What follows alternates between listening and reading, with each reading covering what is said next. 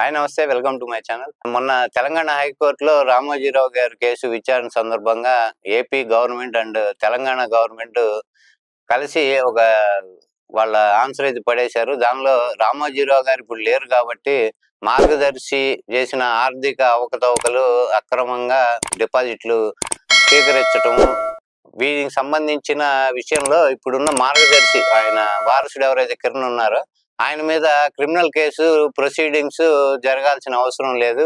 ఎందుకంటే నేరానికి పాల్పడింది రామోజీరావు కాబట్టి, ఆయన ఇప్పుడు లేరు కాబట్టి ఈ కేసులో వాళ్ళు ఇంట్రెస్ట్ చూపించమన్నట్టుగా హైకోర్టులో వాళ్ళు ఆన్సర్ పడేయడం జరిగింది. అయితే సుప్రీంకోర్టు ఈ కేసుని తెలంగాణ హైకోర్టుకు బదిలీ చేస్తూ, అంటే గతంలో 2018 డిసెంబర్ 31లో high court judge, single judge Telaprolu Rajani garu ఈ మార్గదర్శి కేసు కొట్టేయటం జరిగింది రామోజీరావు గారికి ఫేవర్ గా. ఈ విషయం కేసు కొట్టేసేటప్పుడు ఆంధ్ర తెలంగాణ హైకోర్టులు ఉమ్మడి హైకోర్టు డివైడ్ అయ్యే రోజు కరెక్ట్ గా లాస్ట్ రోజు ఆ కేసు కొట్టేయటం జరిగింది. తర్వాత ఉండవల్లి అరుణ్ కుమార్ గారు ఈ విషయం ఆయనకు తెలియక ఢిల్లీలో ఎవరో మిత్రుడు కలిసి చెప్పిన తర్వాత కానీ ఆయనకి కేసు కొట్టేసిన విషయం తెలిసి అప్పుడు మళ్ళీ సుప్రీంకోర్టుని ఆయన ఆశ్రయించడం జరిగింది. తర్వాత సుప్రీంకోర్టు తెలంగాణ హైకోర్టుకి రిఫర్ చేస్తూ ఉండవల్లి అరుణ్ కుమార్ గారిని సహాయకుడిగా నియమించుకొని కోర్టు ఆయన సహాయంతో ఈ కేసుని ప్రొసీడింగ్స్ జరగాలి అని రజనీ గారు ఇచ్చిన జడ్జిమెంట్ ను కొట్టేయటం జరిగింది. దాని తర్వాత ఈయన అసలు ఆర్బీఐ ఏమి ఇచ్చింది అంటే హైకోర్టుకి సమర్పించింది. ఆర్బీఐ వాళ్ళ దీనిలో అఫిడవిట్ లో మార్గదర్శి క్రమంగా వీళ్ళు వసూలు చేశారు డిపాజిట్లు అనేది, అంటే ఆర్బీఐ చట్టము 45 కింద ఈ ఎవరైనా హెచ్యుఎఫ్ అంటే హిందూ అన్డివైడెడ్ ఫ్యామిలీ కింద వాళ్ళు ఏదన్నా ఒక సంస్థ ఏదన్నా వాళ్ళు ఏర్పరచుకొని దాని కింద ప్రజల నుంచి డిపాజిట్లు సేకరించడం అనేది అసలు ఆర్థిక నేరం కింద వస్తుంది. కాబట్టి ఇది 58B అండ్ 5A కింద ఈయన నేరం చేసినట్టు రుజువైంది కాబట్టి శిక్షార్హుడు అని చెప్పి వాళ్ళు హైకోర్టులో ఇవ్వటం జరిగింది, తెలంగాణ హైకోర్టులో. దాని తర్వాత ఇప్పుడు రెండు రాష్ట్ర ప్రభుత్వాలు, రామోజీరావు గారి కన్సల్లలో నడిచిన ప్రభుత్వాలు, చంద్రబాబు గాని ఇటు రేవంత్ రెడ్డి గారు కూడా ఒకప్పుడు టీడీపీలో ఉన్నాడు. ఆయన రామోజీరావు గారు వీళ్ళ గురువు కాబట్టి వీళ్ళిద్దరూ ఆయనకి ఫేవర్ గా మార్గదర్శి మీద ఎటువంటి చర్యలు వద్దనే ఉద్దేశంతోనే వాళ్ళు ఈ రకంగా అఫిడవిట్ ఇవ్వటం జరిగింది హైకోర్టులో. అయితే నేరం జరిగిందా లేదా అనేది ఆర్బీఐ నిర్ధారించినప్పుడు గవర్నమెంట్ వీళ్ళు ఫేవర్ గా ఉంటే శిక్ష పడకూడదు అన్నట్టు వీళ్ళు చేయటం అనేది ఎంతవరకు కరెక్ట్ అనేది ఆలోచించుకోవాలి. కోర్టు కూడా ఈ విషయం పరిశీలిస్తుందని ఆశిస్తున్నాము. అలానే ఇప్పుడు డిపాజిట్లు సేకరించిన తర్వాత ఎవరి డిపాజిట్లు వాళ్ళకి మేము రిటర్న్ ఇచ్చామని సుప్రీంకోర్టుకు కూడా ఆయన చెప్పడం జరిగింది. ఇంతకుముందు గతంలో 2007లో కేసు ఫస్ట్ ఈ కేసు అయితే ఎప్పుడైతే కోర్టుకు వచ్చిందో దాన్ని 2018 వరకు ఆయన సాగదీసి అసలు నేను చేసిందే నేరం కాదని వాదించిన రామోజీరావు గారు సడన్ గా 2024 లాస్ట్ ఇయర్ ఆయన చనిపోవడం జరిగింది. ఇప్పుడు నేరం జరిగినా కానీ ఆయన చనిపోయాడు కాబట్టి నేరం చేసింది ఆయన కాబట్టి ఇప్పుడు వీళ్ళకి శిక్ష ఉండకూడదని వాదిస్తున్నారంటే ఆయన నేరం చేశాడని వీళ్ళు ఒప్పుకున్నట్టే ఒక రకంగా. రెండు రాష్ట్ర ప్రభుత్వాలు ఆయన నేరం చేశాడని ఒప్పుకున్నట్టు. మరి గతంలో ఈ గవర్నమెంట్లు ఇంతకు ముందు ఏం చేసినాయి? ఇంతకుముందు కోర్టులో ఇటువంటి అసలు ఆ నేరం జరిగిందంటే జరిగింది అనేది వీళ్ళు ఎందుకు ఇవ్వలేకపోయారు?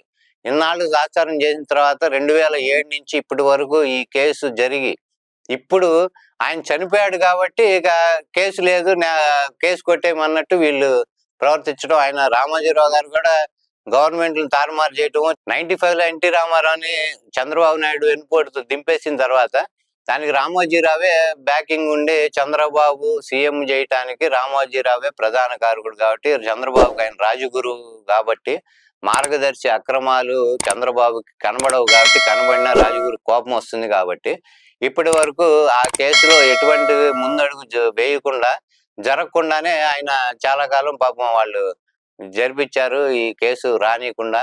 తర్వాత ఈ బైఫర్కేషన్ గొడవలో ఎవరి గొడవలో వాళ్ళు ఉంటే హైకోర్టులో కేసు లేకుండా కొట్టేయించుకున్నారు లాస్ట్ డేట్ న December 31, 2018. ఇప్పుడు ఈ నేపథ్యంలో అసలు రామోజీరావు ఆయన నక్సలైట్లకు కొరియర్ గా పనిచేశాడని కూడా అంతకుముందు ఆయన తోడలుడు ఒక ఆయన ఒక బుక్ లో కూడా రాశారు.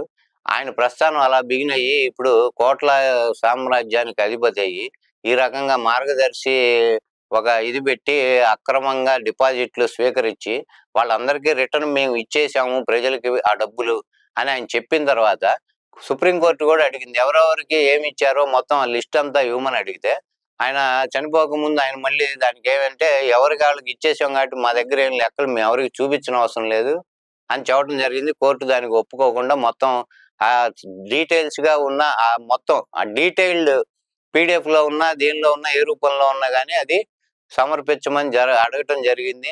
అది కూడా ఇంతవరకు అయిపోయి లేదు. అసలు దాని గురించి వాళ్ళేమి రెస్పాండ్ లేదు. ఇన్ని సంవత్సరాలు గడిచినా న్యాయ వ్యవస్థలో ఉన్న లొసుగుల్ని అడ్డం పెట్టుకొని ఒక రాజకీయ పరపతితో రాజకీయ ప్రభుత్వాలని తారుమారు చేయగల ఒక పవర్ఫుల్ మ్యాన్ గా తయారైన రామోజీరావు కేసులు అనేది నాకు చట్టం చుట్టంతో సమానం అనే ఉద్దేశంతో ఇన్ని సంవత్సరాలు కేసు అనేది లేకుండా ఇప్పుడు మనిషే లేకుండా పోయినా సరే ఆ కేసు గురించి ఈ రోజుకి ఎటు తేల్చుకోలేని పరిస్థితిలో ఆయన కల్పించి ఆయన చనిపోవడం జరిగింది. కాబట్టి చట్టం కూడా ఎప్పటికప్పుడు సక్రమంగా ఇటువంటి లొసుగులు ఇవి వాళ్ళు వాడుకోవటానికి వీలు లేకుండా కరెక్ట్ గా గనక చట్టం తన పని తను చేసుకుపోతే ఇలాంటి వాళ్ళకి ఎప్పుడో శిక్ష పడేది. కాబట్టి ఇప్పుడన్నా ఈ 2 రాష్ట్ర ప్రభుత్వాలు ఆయనకి మన చంద్రబాబు గారు అయితే ఆయన రాగానే వర్ధంతి వేడుకలు ఆయన రాష్ట్ర ప్రభుత్వం ఖర్చుతో 18 కోట్ల రూపాయల ఖర్చుతో ఆయనకి సంస్మరణ సభ ఒకటి పెట్టారు. గవర్నమెంట్ సొమ్ముతో రామోజీరావుకి సంస్మరణ సభ పెట్టడం అనేది అసలు ఎక్కడ ఏ రాష్ట్ర గవర్నమెంట్ అయినా అది చేసే పరిస్థితి ఇంతకుముందు గతంలో మనం చూడలేదు. ఇప్పుడే మనం ఫస్ట్ టైం చూస్తున్నాము. ఎవడబ్బు సొమ్మని 18 కోట్లు ప్రజల సొమ్ముతో రామోజీరావు సంస్మరణ సభ ఈయన చేయాల్సిన అవసరం ఉంది. అసలు అది ఎవరు క్వశ్చన్ చేసే ఇది కూడా మనకి కనబడట్లేదు. కాబట్టి ఇప్పటికైనా నేరాన్ని నేరంగా ఉంచి చట్టం తన పని తను చేసుకుపోయేట్టు వీళ్ళు సహకరిస్తే బాగుంటుంది. జై హింద్.